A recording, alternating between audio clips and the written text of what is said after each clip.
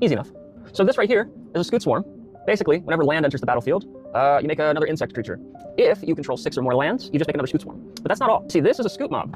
At the beginning of your upkeep, if you control 5 or more lands, put 4 +1/+1 counters on said Scute mob. Basically, between the two, it's kind of just like creating a bigger and bigger army, I think is the concept. You might want to buckle up, this is a long one. So to me, the Scute mob is kind of the grunts of everything here, so we're starting there. They're a medium swarm of tiny monstrosities, 14 armor class, 31 hit points, they can burrow, they're kind of quick, standard swarm stuff right here. They got tremor sense out to 60 feet, but the big thing really is their royal evolution. Royal isn't like rumbles and bubbles and earthquakes and stuff, not like kings. So basically the royal is like constantly changing the world. It is like magic, like disasters and stuff, but it goes as far as like literally changing like the ocean into a volcano, and then that volcano into a jungle, and then the jungle into a plateau. And so I figure for something like the Scute that is constantly reproducing and bolstering its like colony or army or whatever, it would need to have some sort of adaptation to react to the constant changing environment. And so the royal evolution is essentially after experiencing 5 spells within 60 feet of the mob, it will then evolve.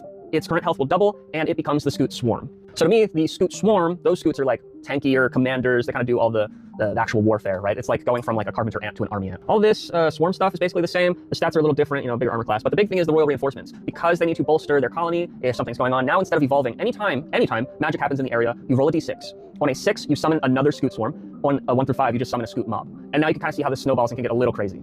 Honestly, I tend to make videos that make spellcasters stronger than they need to be. They're already so strong, so this is like a nice break to let your marshals really shine. So they also have a multi-attack now, letting them nash you twice, which is like their standard attack, or they can nash you once and use their royal emitter once.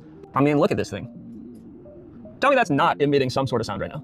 But yeah, so basically, instead of having to wait for a spell to be cast, they can just choose to emit a sound to try to summon a Scute Swarm. However, the difference is now you roll a d6 and you have to roll a 6 to summon a single Scute Swarm. So still a way to bolster the army here, but significantly nerfed. And as long as your players aren't like casting spells left and right, this should not end in a TPK, but you know, they're your players, man. Follow for more.